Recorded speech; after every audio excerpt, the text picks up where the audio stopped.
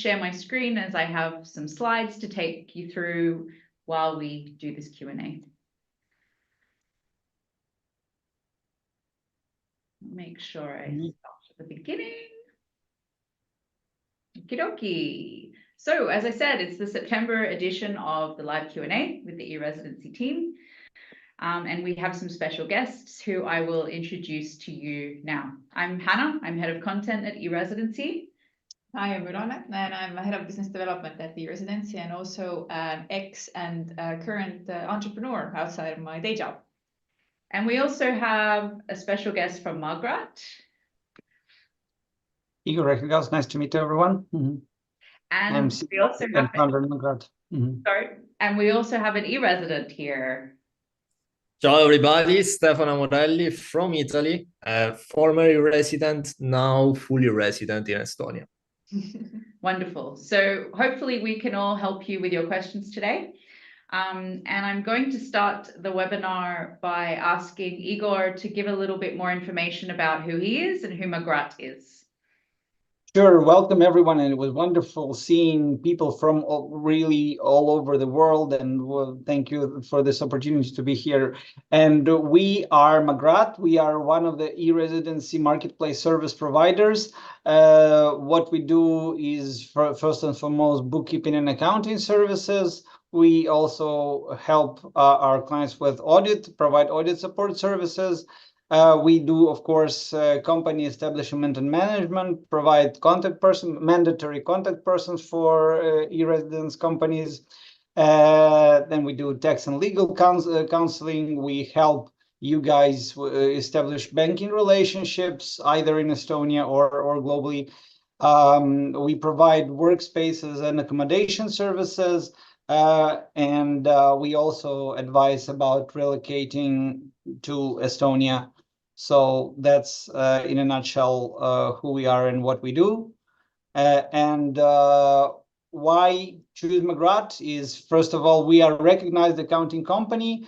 And this is one piece of advice I can give everyone. Either you choose us or you choose one of our colleagues, but look for this recognized accounting firm badge. It's a quality mark that will help you choose a real quality service provider, and it's provided by Estonian Accountants Association. And so right now we are on the third position, so we are holding one of the leading positions on the e-residency marketplace. That means we have a lot of experience with e-residents and serving you guys and people like you. And we are also in Estonian accounting firm Stop, which is done by local business daily Äripäev. We have a team of more than 20 experienced professionals. We speak more than 10 languages altogether, and we've been in the market since 2009, so we're getting 15 this October. And just final word for now. You will see our contact details in later, and if you contact us and use this promo code, ask us anything, you get a 10% discount on all of our services. So please use this opportunity. Thank you, Igor. And Igor mentioned quite a few new concepts that maybe you haven't heard of yet. So we're going to cover all of these today. So hopefully you already have some questions, and we're going to answer them in our presentation and in our Q&A sessions as well. So let's move on.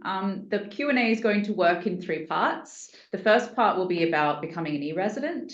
So for those of you who maybe have heard of e-residency but are not sure about the process and what to expect, we'll cover that first. Then we'll stop and have a short Q&A on questions related to that topic.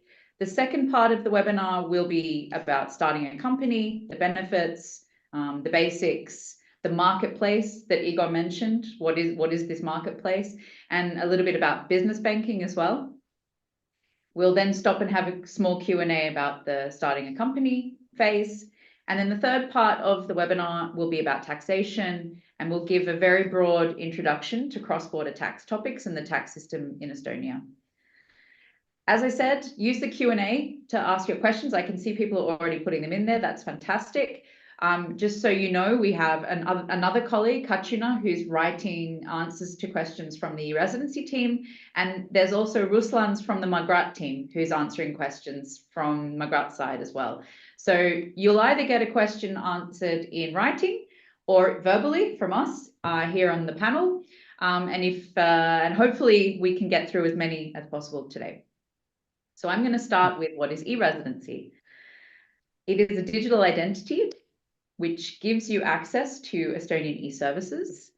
It also provides the ability to make secure digital signatures, which are the highest standard and highest trust level in the EU.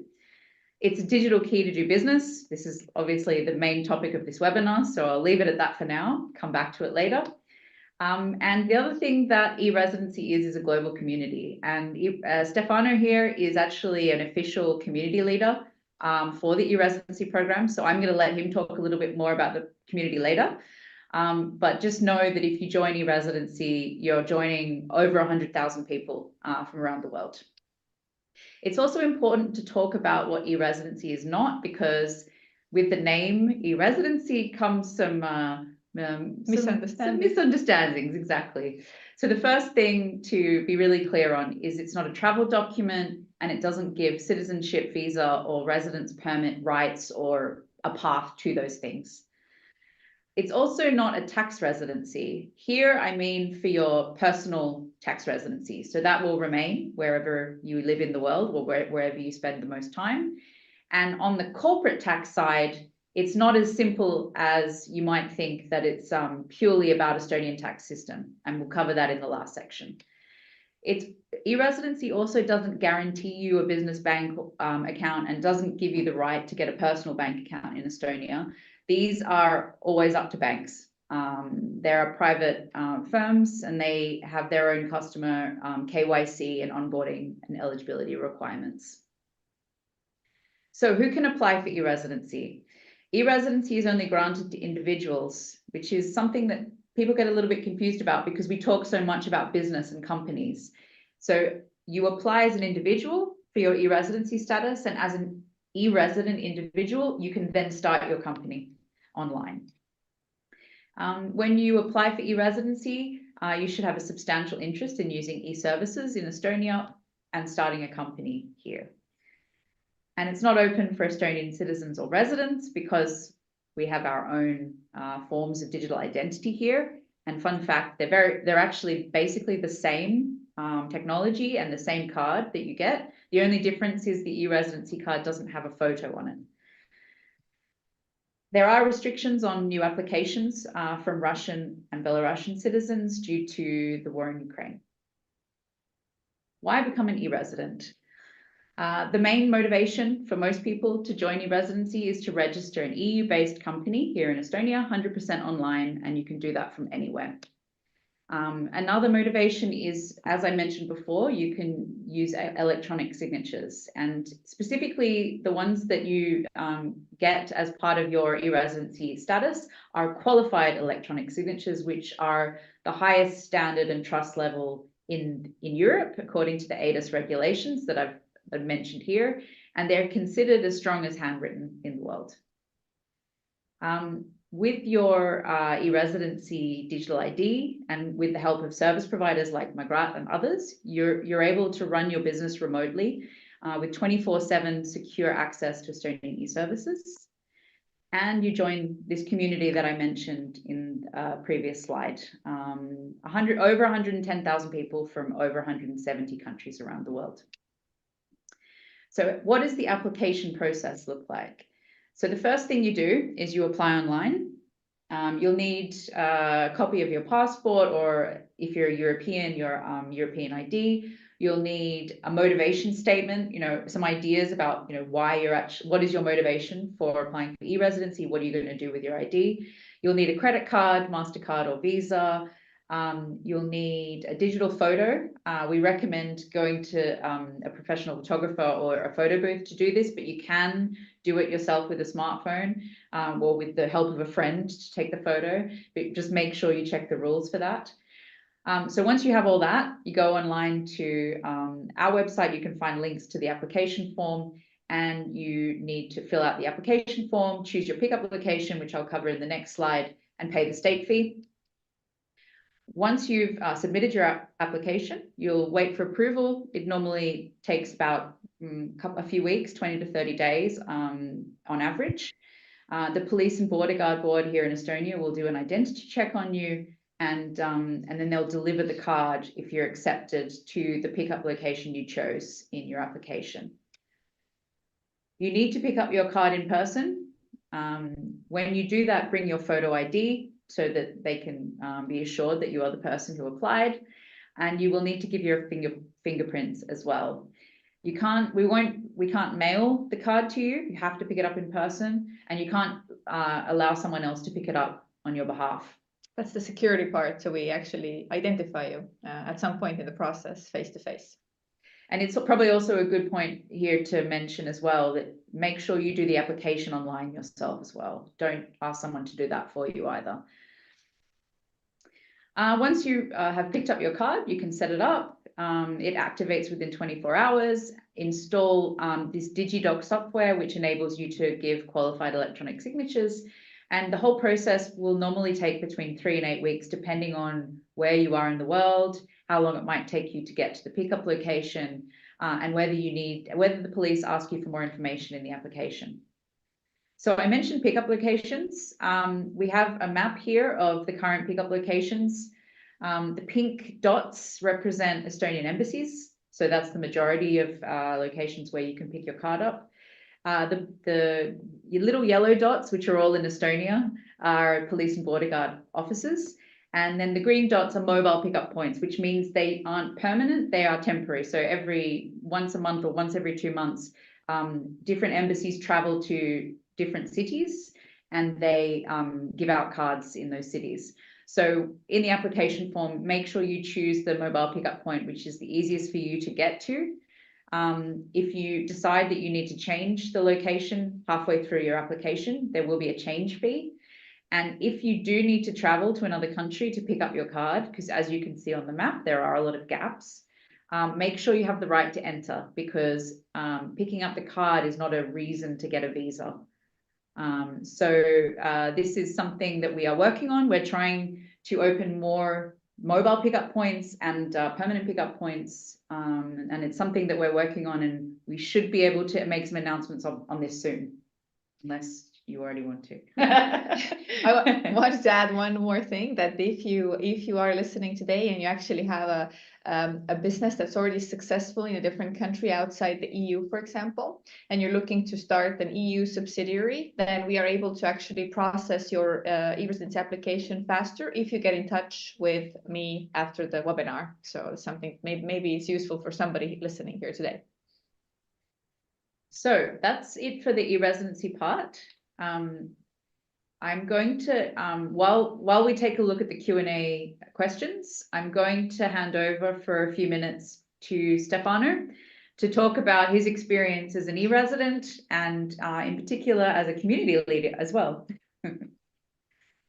Yeah, thank you so much, Anna. First of all, it's a huge pleasure to meet all of you from all over the world. It's wow, so many countries and so many people. A little bit about me. I'm Stefano Amorelli. I come from Sicily, from a small town in Sicily, in Italy. And for many years, basically since I was able to talk, I was also interested in technology. I started programming very early when I was a child, and the passion still is alive. After my studies, soon after my studies at university, I started traveling around and living kind of the digital nomad life. And eResidency, I discovered eResidency, and that was a perfect fit for me for different reasons. I would say the main reason is the easiness of, create your own business and manage it fully online, but also the ability to connect with people. And as Anna was mentioning, we are a huge community, more than 100,000 e-residents. And the whole ecosystem is really tech-oriented. So me coming from a tech background in software engineering, always been my passion, I felt kind of at home to be connected with so many people with common interests. Since 2021, I also moved to Estonia, and that's when I met Anna and the eResidency team. And that's when I also became a case study and eResidency community leader. What does it mean? I share my story with you. I answer any questions you might have from the angle of the user, because I am an eResident actually, and I created my company through eResidency. But also I try to connect people which share the same interest. So if you ever happen to be in Tallinn, for example, I also lead different software engineering communities like Tallinn JS or Flutter Tallinn, and meetups, so technology meetups. So yeah, feel free to get in touch with me either now if you have some questions or later. I'm more than happy to share my experience as a user and as a eResidency community leader. Thank you, Stefano. And so I can see that there are some good questions here in the Q&A. Thank you, everyone, for putting those in. So the first one I'm going to answer, because it's very quick, is someone asked, can people from Georgia apply for eResidency of Estonia? And yes, you can. And Ülane, you had another one up here. What happens when your e-residency expires and you have a company registered in Estonia? So the e-residency card is what gives you access to whatever you need to do with your company in the Estonian public systems. So if you don't have your e-residency card, you basically cannot log in either to the tax office site or any other portal that is necessary. So for a moment there, you don't have your secure access. Basically, it is possible, obviously, to make a power of attorney to your service provider or somebody else, but it's very good to renew long before it's going to expire, just to make sure that the card gets to you on time. And we actually remind our e-residents about this as well in advance. A couple of people are asking about the slides and a recording of the session, so I'll answer that now. We're actually streaming live on YouTube at the moment, and the recording will stay there, so you can watch this session again if you want from our YouTube channel, eResidency of Estonia. And with the slides at the end of this session, there will be a QR code where it will take you to our website, and in particular a page where you can download the slides. And tomorrow you'll also receive an email with the link to that page. So don't worry too much about writing down notes from slides. Mm-hmm. I noticed there's something to Stefano in the questions. I think it was which one? I noticed before a question to Stefano. I thought that would be a good moment to answer it, but now I can't see it anymore. I think he might have answered it already. Yeah, somebody was asking my details. I sent the email, but you can find me, just search Stefano Amorelli on LinkedIn, and I will be happy to help. Stefano, actually, Rebecca is asking, how difficult was it to switch from e-resident to resident in Estonia? That was pretty easy, and I wasn't surprised also by the easiness, because Estonia is well known to be very easy to do stuff. But yeah, that was very smooth, and it took I think a matter of 1 week or so. So yeah, but the one thing to keep in mind is that I come from Europe, so that might help. But that same might not apply for everybody. But in general, it was a very easy process. Thank you. And someone is asking about the digital identity card has expired. How do I renew it? You'll need to reapply. And when you at the beginning of the application form, it will ask you whether you're starting a new application or you're renewing. So you can renew because you already have a digital ID code, and that will remain the same. So I think with that, we should get on to the meat of this webinar and switch to the business banking topic. So Ülane, I'll hand over to you. Maybe business opening topic first and then business banking. Sorry, business opening. Start with first thing first. Yeah, let's start at the beginning. Sorry. As I said in the beginning, I'm actually an entrepreneur myself. So when I talk about those things, I feel deeply passionate about Estonia and how easy it is to run a business here. We like to really emphasize like what our values are as a residency program, and these values are not different from how the local Estonians experience running a business here. So Estonia makes business really easy, thanks to the digitalness, thanks to the fact that you can log in from anywhere, anytime. And it's also a very low red tape kind of country. So you might face a lot of bureaucracy in other countries. In Estonia, we typically like to regulate only as much as is absolutely necessary. Then we consider it very important that our business environment is trusted. The trust comes from also this digital footprint that the entrepreneurs leave. The trust also comes from having this ID that is able to really say that the other person on the other side of the screen is you, because our digital ID is trusted in the rest of the world as well.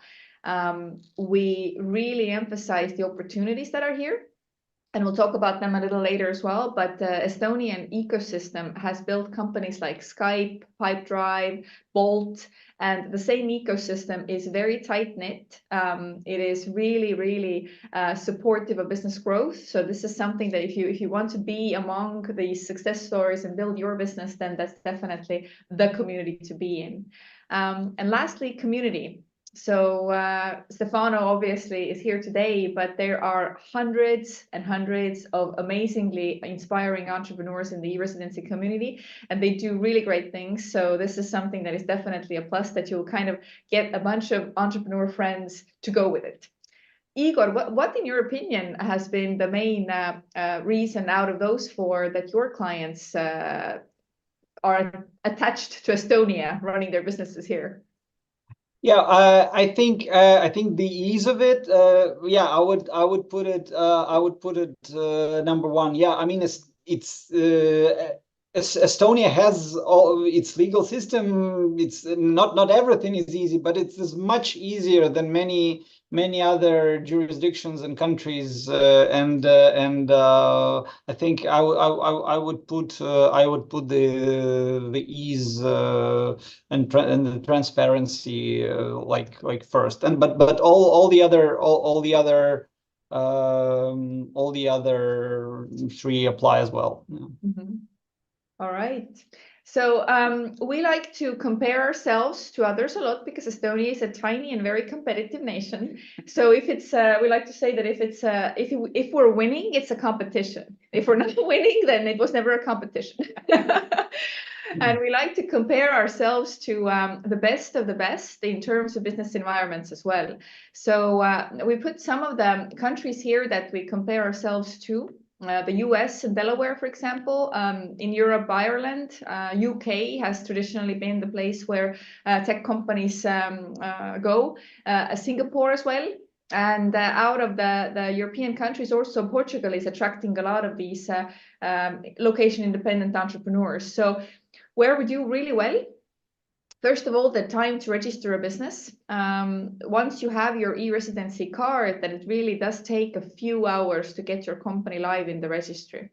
We've made a world record actually on London Tech Week stage, where we started a company together with the registration process and getting it live in 15 minutes and 33 seconds. So in theory, that's also possible. The other aspect we do really well is that there's not a lot of requirements for somebody coming from other countries. So, for example, Delaware requires you to have an agent. Ireland wants you to have a resident director. Singapore as well. So these are things that add up to the cost as well of the foreign business founders. Estonia doesn't really require any resident directors or nominee directors or anything like that. Obviously, the e-services, where Singapore comes very close, and the time it takes to file your taxes and pay the taxes. Estonia is a very easy country to do that. There is a country in the world where this number, 50 hours a year, is replaced by 1,500 hours a year. I'm not going to say the name of that country. No, it's not.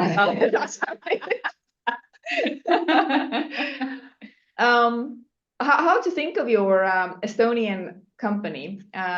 First of all, the registration process is very straightforward, and I saw a question about this as well in the Q&A. You can do it yourself. You can log on to the e-business registry. I have done it together with some eResidents over a video call, but we also recommend you to check out our service providers, many of who have API connection to the registry. So you don't even have to figure it out on the business registry page, but you can just do it through your service provider. And it doesn't add up that much to the cost of establishing the company. Then obviously the next step is that you want to choose a business banking or payment service provider to get money from your customers.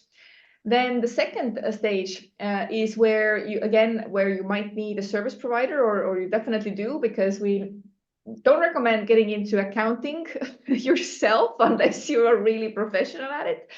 I have owned 4 companies myself, and I have never done my own accounting, which I don't recommend.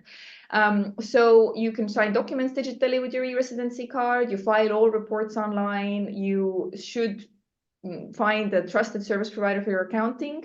If you need to get tax advice, and check out our marketplace where there's a lot of service providers that can help you with this. And if you are looking to grow, then that's the next stage. And I'll talk about it a little bit more in one of the next slides. But there's a lot of opportunities in Estonia, both public and also in private sector, that help companies grow. Estonia is very focused on digital technology that is new, innovative. So there's a lot of grants and opportunities for those kinds of businesses. Maybe not so much for like doing more traditional business. So definitely check out these things as well. And you're also welcome to meet other eResident founders in our meetups, and we have them regularly in our target markets as well. So who can help you run your business? This is something that we have learned along the way, that we have made Estonian business environment English ready to foreign entrepreneurs. So this marketplace that is on our website is actually bringing together 140 or even more expert business service providers. These are companies that we have vetted, we have checked their backgrounds, so we can assure that they are all good choices. Who to choose? Obviously, you should make your choice depending on what your business is like, whether you're a freelancer or you're looking to grow fast. What suits to freelancers is not necessarily best for a high growth startup, for example. Then a local contact person is the only mandatory service that a foreign founder will need in Estonia. And what is it? It's actually having a licensed service provider between you and the government. So any government institution could potentially turn to Igor or a company like that to make sure that they get in touch with this foreign founder of a company that is registered in Estonia. And this is what you will need. And this is the only mandatory thing that Estonian government wants you to have. And you can find other services.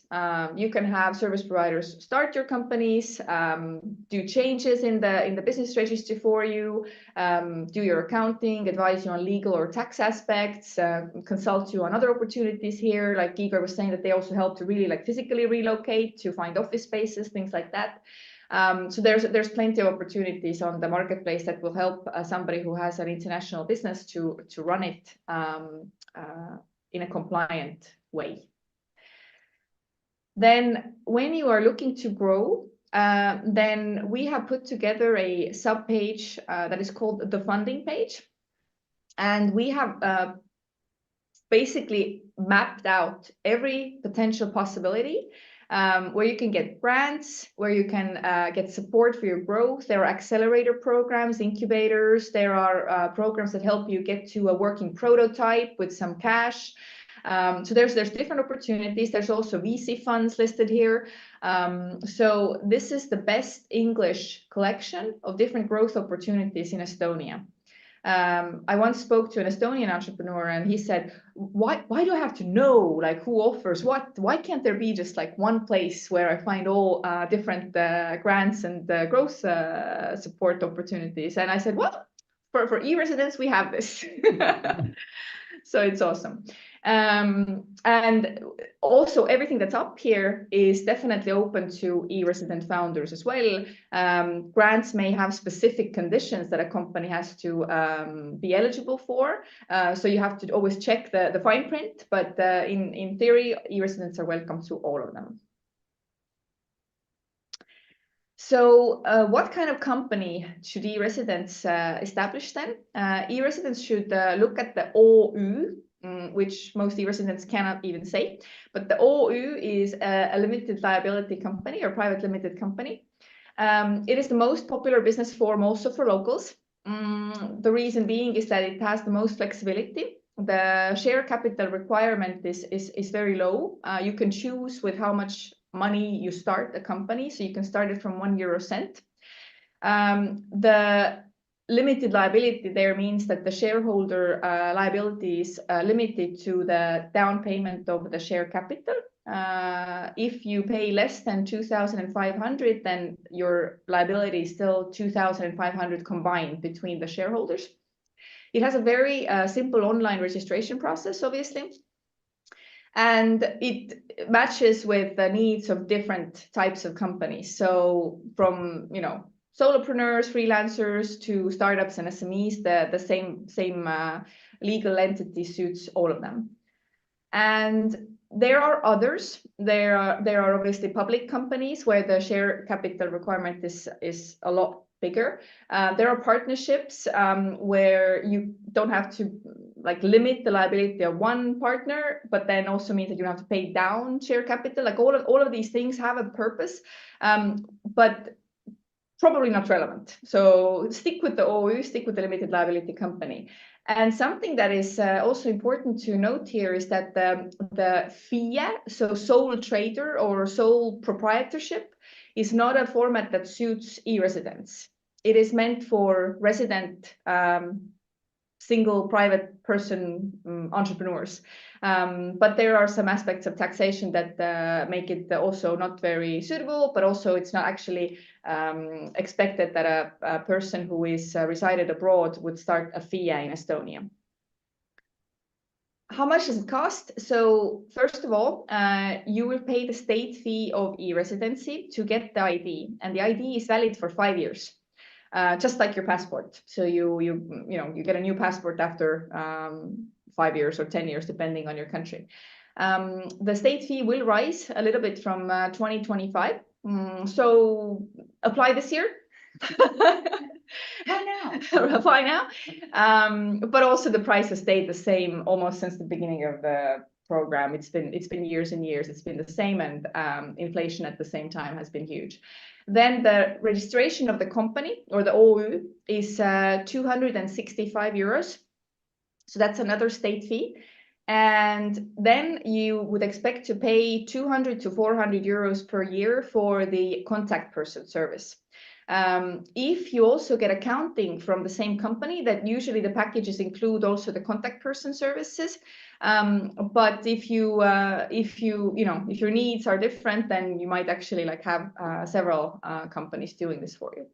So what you're looking at is if you do it yourself, then total first year estimated cost will be about 565 euros. And if you need accounting support, which, like I said, I deeply recommend, then you'll be looking at about 1,265 euros for the first year. And then obviously the cost goes down the next year because you don't have the state fee for the e-residency card every year, and you don't have the state fee for company registration every year. So there are no fees from the government side, at least, that are repeating. And then the next step is to find yourself a banking partner. So what options do e-residents have? E-residents have 3 options. Basically, you have the Estonian banks, and then you have fintechs, and then you have banks in other European Economic Area countries. Estonian government doesn't require you to have an Estonian bank account per se. It's fine to have a bank account in any European Economic Area bank. So what suits e-residents best is what we made green here. Fintechs such as Wise, and there's a number on one of the next slides that I will show you, that serve e-residents. So these are the best choices for most e-residents because you can start it online. you don't need to go to an office, and you can start basically sending your customers invoices the next day. There's a wide choice of them, from taking payments by credit card to just like regular IBAN accounts and SEPA payments. So there's a lot of choice. Estonian banks suit those that bring actual economic unit to Estonia. So if you have employees in Estonia, a real office, assets, one of the shareholders is Estonian in your company, then Estonian commercial banks will also consider you as a client. Out of the Estonian banks, we work with two particular ones, which will be stated on the next slide. And then other European Economic Area banks, what this means is that if you already have an existing client relationship in one of the banks in your own country, let's say Germany or Spain, then maybe this Spanish bank or German bank is actually happy to serve your Estonian company as well, because they already have a history with you, they know you, they've done their KYC on you. So that's an option. And here are some of the companies that we work with. Out of the Estonian commercial banks, LHV and Co-op are the ones that actually are welcoming eResidents. So LHV is based on Estonian capital as well, so it's a really local bank. And to those, you will need to go into the bank office for a physical visit. So that's another hurdle of having a real bank account. Fintechs on the other side, they would provide you with a bank account that is maybe not Estonian. It doesn't start with EE, but in most cases that is not a problem. So Wise is the choice that a lot of e-residents make, which gives a Belgian bank account, and it's also very popular to work with Paysera, with Payhawk for bigger companies, with Wamo. Wamo is a good partner of ours as well. So there's a lot of choice here. And then we also work with payment gateways such as Stripe, Payoneer, Paysera, I already mentioned, Tecta, ConnectPay. So there's a lot of choice that allows you to run the kind of business that you run. Any comment here, Igor, maybe about the banks? Yeah, I just mentioned, just to add that not only EEA banks, European Economic Area banks, of course, if you want to pay in your share capital, then it should be it should be an European Economic Area payment institution or financial institution. But we have customers who have opened successfully accounts for their Estonian companies in like US banks, Singapore banks, Swiss banks, which technically is not EEA. So you are not restricted to even to EEA. So yes, all the three options that Ülane mentioned, and basically any bank in the world that is suitable for you and that can accept you. Yes, I mean the question of having an Estonian bank account is very common. People want to have an Estonian bank account, but for that you really need to create substance in Estonia. Otherwise, if it's not your immediate plan to create substance, to start an office, to hire employees, to have local partners in Estonia, then you should stick to those choices of fintech companies and international banks that are willing to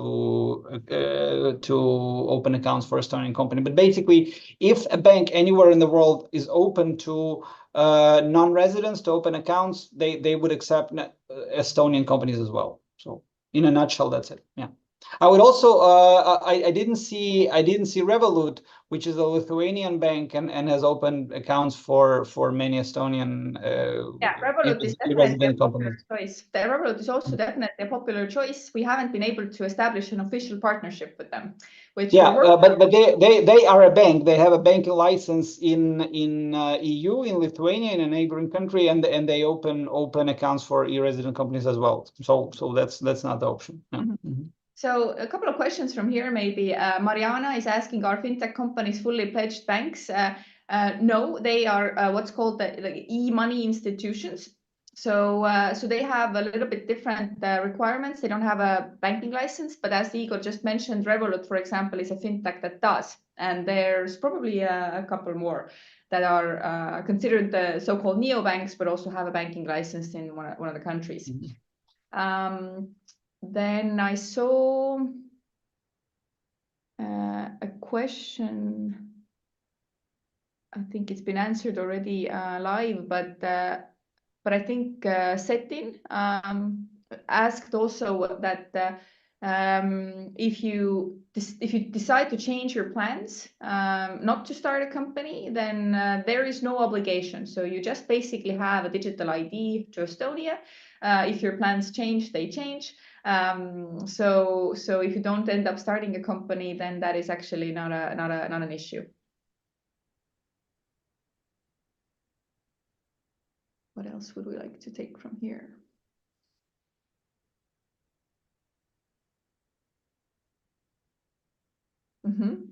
So Igor, maybe you wanna take this one. There's somebody asking, if I have an OÜ company and I am an Italian resident, how can the company pay me if I am a solopreneur? Well, basically, there are the main ways to pay yourself is the first option is to pay yourself a salary as an employee, and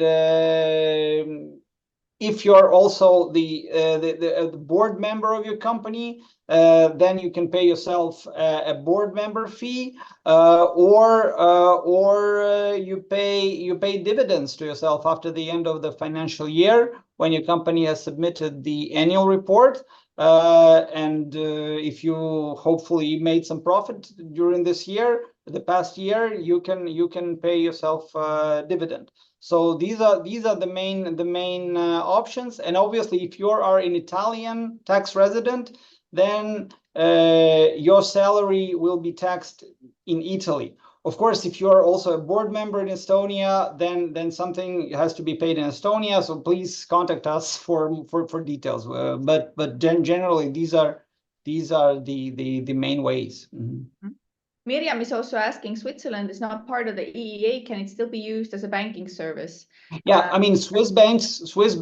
We have worked successfully with several Swiss banks. It's not part of the EEA, as you mentioned. By the way, Liechtenstein is a part of the EEA, and they also open accounts. So both Switzerland and Liechtenstein, there are banks that are willing to open accounts for Estonian companies. So yeah, either search on the web or get in touch with us to know more.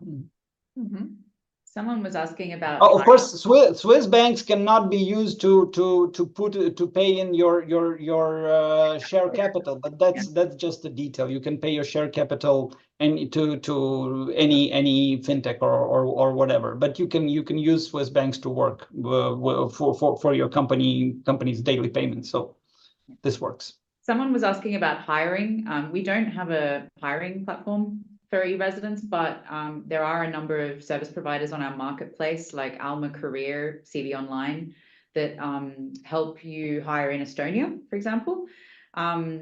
And so I would recommend having a look there. Next week, there is another webinar that you can find on our events calendar about moving your business to Estonia, and they will cover the hiring aspect. So I would recommend that if you're interested in knowing more about hiring, to join my colleague Mites for that webinar next week. All right. I think let's move on to taxes, because there are a lot of questions about taxes as usual. And then we can wrap the webinar up after that. So, oh, sorry, Igor first. Oh, yeah. Basically, our contact details are here.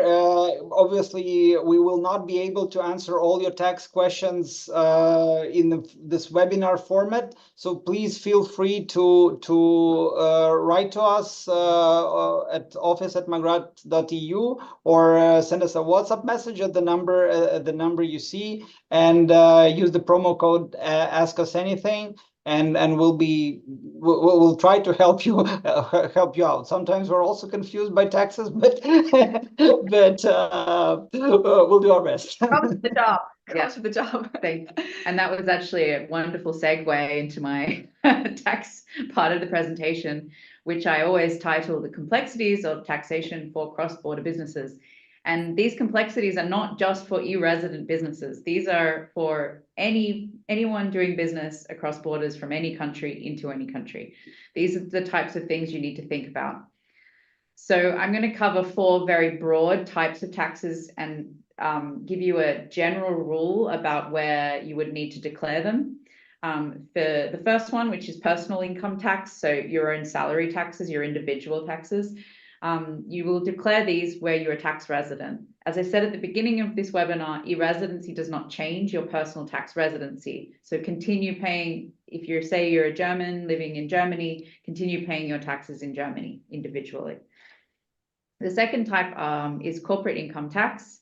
The general rule here is that you declare company taxes where the company is registered and or has permanent establishment or some other tax residency. This is where another country's tax board might consider that that company has activities in the country that raises tax liabilities. I'll talk a little bit more about this one in another slide. Social taxes, I did see someone asking about these types of taxes. In some countries, these are called employment contributions, labor taxes. In Australia, we call it superannuation. In other countries, it might be known as pensions. Generally speaking, these taxes will be declared where the employees of your country are located or registered. If you're a solo company and you pay yourself a salary, so you're an employee of your own company, this will include you. So you will need to think about social taxes in the country where you live and where you're a tax resident. VAT is the last that I'm going to mention because in the European Union, there is a very diverse range of VAT rates and rules across different countries in the EU, not to mention other countries around the world. But here, because of the European Commission trying to streamline VAT a little bit across particularly how it's declared, the general rule is if you are a seller online, generally speaking, you can declare in the EU country where your company is VAT registered. And this is because of these 2 schemes that I've mentioned here, the OSS, the one-stop shop, and the IOSS, the import one-stop shop. There are thresholds though. So this is a very basic rule. If you're selling at higher costs, then this won't apply and you'll still need to declare into every EU country. Right, so this is a new slide that I've added to the presentation because I do see from questions that people sometimes get confused about your individual taxes versus your company taxes. So you need to think about yourself as one legal entity and your company as another. For your own taxes, think about where you're a tax resident. Generally speaking, this is where you live or you spend the most time. Usually there's about a 183-day type thing. You need to think about personal income tax. So what income are you getting and how do you need to declare the tax for that? Withholding taxes on dividends. So some countries, if you're a shareholder in companies and you get a dividend, you need to think about whether you need to withhold tax and pay tax on those shares. And the social taxes I mentioned in the previous slide, and VAT, generally speaking, this is not something you need to worry about too much apart from pulling your hair out at the cost of living and how when VAT rises, it seems to make goods get more expensive as well. Your company taxes, what do you need to think about? So tax residency is also important here. The reason I put the dual is for that reason that I spoke about in the previous slide. There are instances where, although your company is registered in Estonia and it's automatically a tax resident in Estonia, because you do most of the activities for your company in another country, say Germany. I'm using Germany very specifically because we know that the German tax board does consider this when they're looking at people's tax activities. The German tax board might also consider your company is a tax resident in Germany, so you might have liabilities there. Permanent establishment is another aspect of this dual tax residency.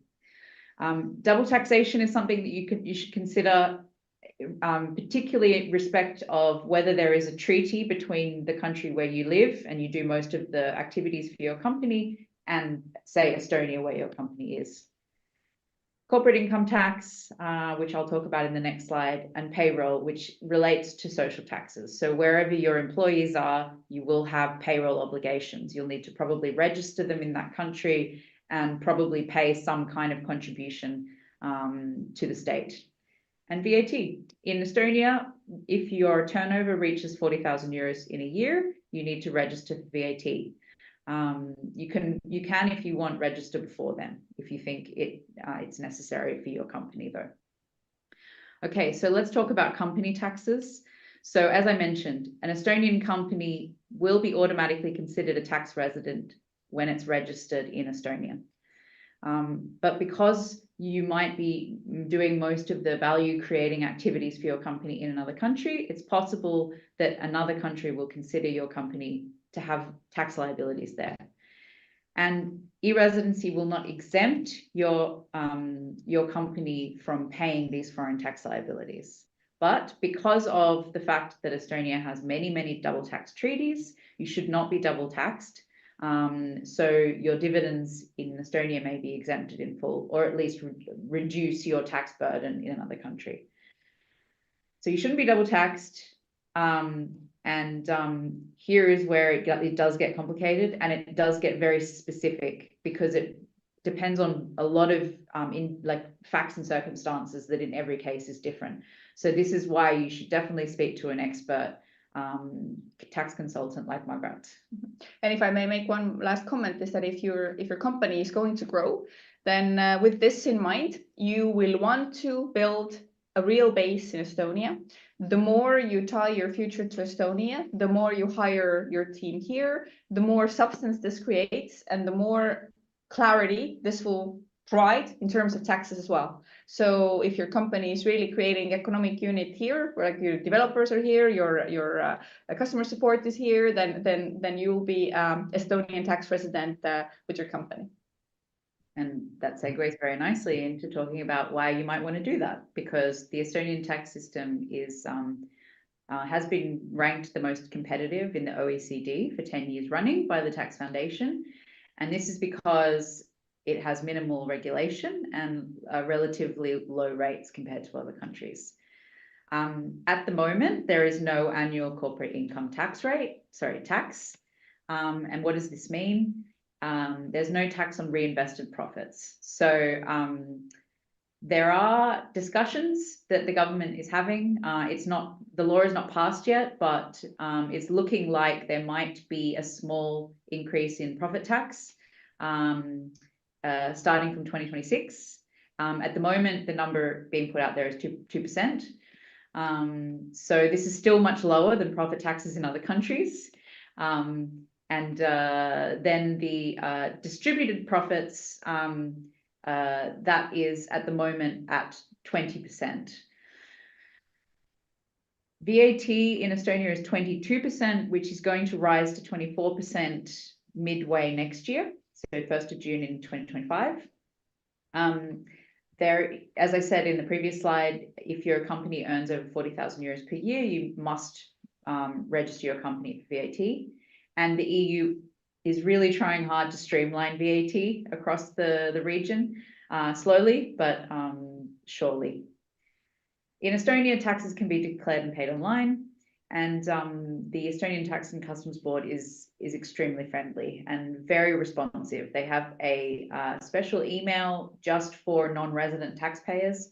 So if you have questions about your Estonian tax obligations for your company, please reach out to the Estonian Tax and Customs Board, because they will help you. And this is just basically repeating what Ülane said in the last slide, that if you want to be very certain that your company is a taxpayer in Estonia and only Estonia, make sure you structure your business in a way to build substance here. So renting an office, hiring employees, holding board meetings, registering assets, real estate, vehicles, these kinds of things, even intellectual property. Relocating, like Stefano, that is an option, and it is a really wonderful country. I'm not Estonian myself, you might hear from the accent. I've made my life here for the last 5 years, so I recommend it if it's an option for you. And finally, become a digital nomad is another option, because digital nomads don't tend to stay in one place for very long. So the permanent establishment risk for their company doesn't come up so much. That's why it's a very good business case for e-residency.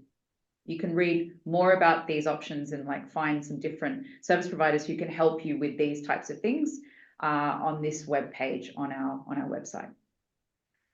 Okay, so that's enough for a tax overview, I think. That's enough tax for today.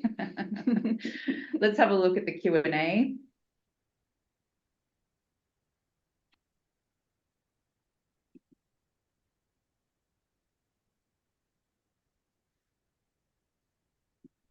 So someone's asking about this reinvested profits thing. Yes, if you keep your profits in your company and don't pay it out as dividends, so don't pay yourself as, say, a shareholder a dividend, then you won't be paying corporate taxes. But this is the part where in a couple of years it's looking like there might be a small tax. So there might be a small change.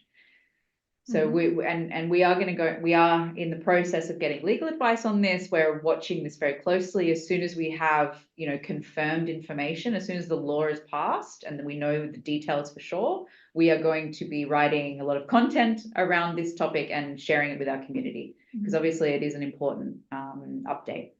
Here's another interesting one. Igor, is there a rule of thumb or guideline about the amount of director's fee that you have to pay before you're allowed to pay dividend to the company's shareholder? No, basically,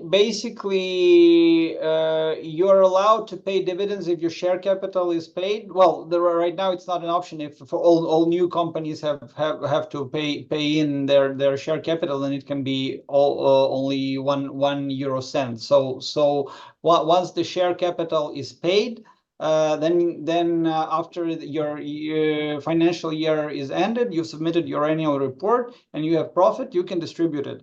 There is a discussion. There is no minimum wage for director or that you're supposed to pay. What tax authority may ask you, who is doing the work in your company, who is finding clients, who is finding suppliers, who is doing the work.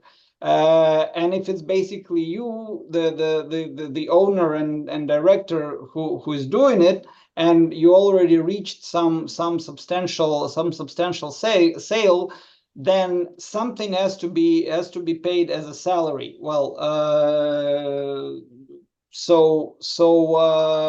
it is not if you're not invoicing yet, if you're just working and finding customers, then no, you don't have to pay salaries. But if you already reached some revenue, then this is something that you might be asked by the tax board, who is doing the work and who is getting the remuneration for this work. But there is no regulation that you have to pay this amount of salary before you can pay dividend. No.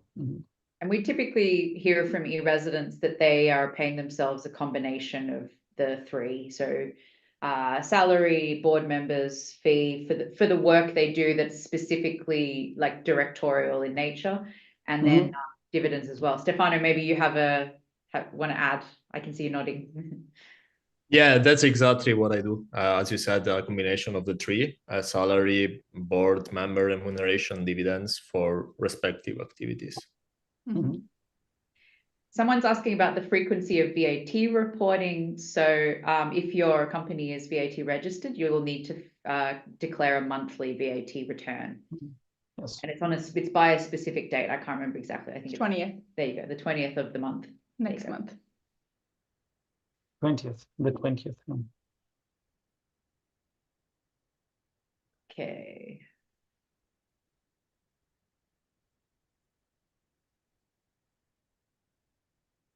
Some people are asking about, like, are there specific taxes for specific industries? So this one in particular is about travel agencies.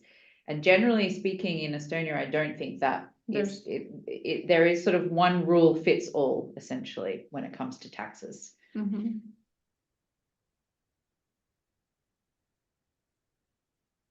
And we talked about that one. Okay, I think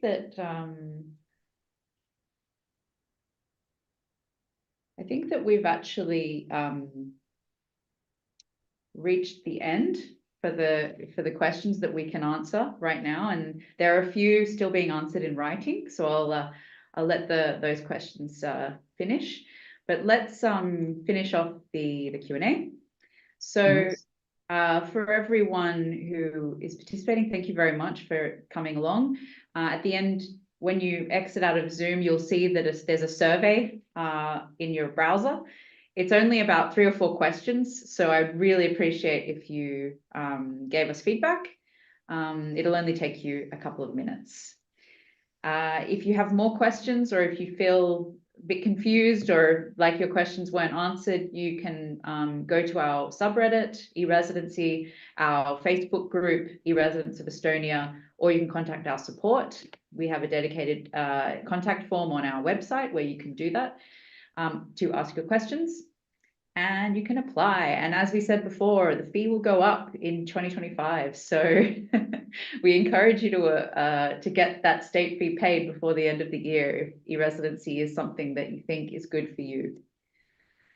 On this page, you will find the QR code that I mentioned earlier, which will take you to the webpage where you can download these slides. They're already up.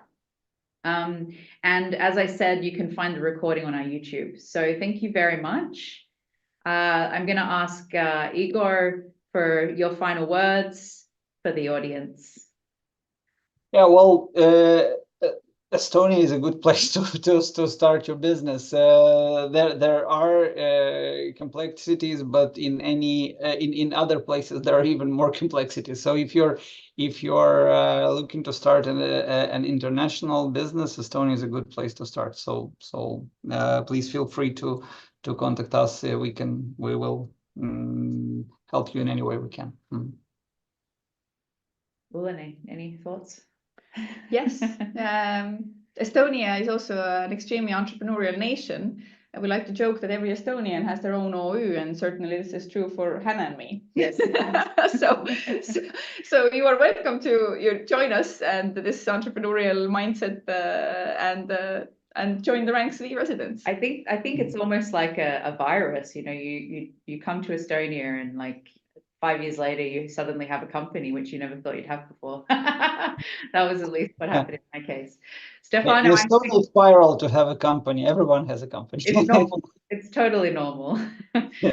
Stefano, I'm going to give you the last word as the eResidency community leader in the building. Yeah, as I said, been working remotely. I had many options, many countries to choose. I choose Estonia, and that says it all. And I would recommend everybody to be part of the team and of our ecosystem, either in person or remotely as eResidents. So we wait for you. Wonderful. Thank you very much, Stefano and Igor, and thank you all for joining us. I hope that this was helpful for you all, and have a lovely rest of the week. Thank Ciao. you.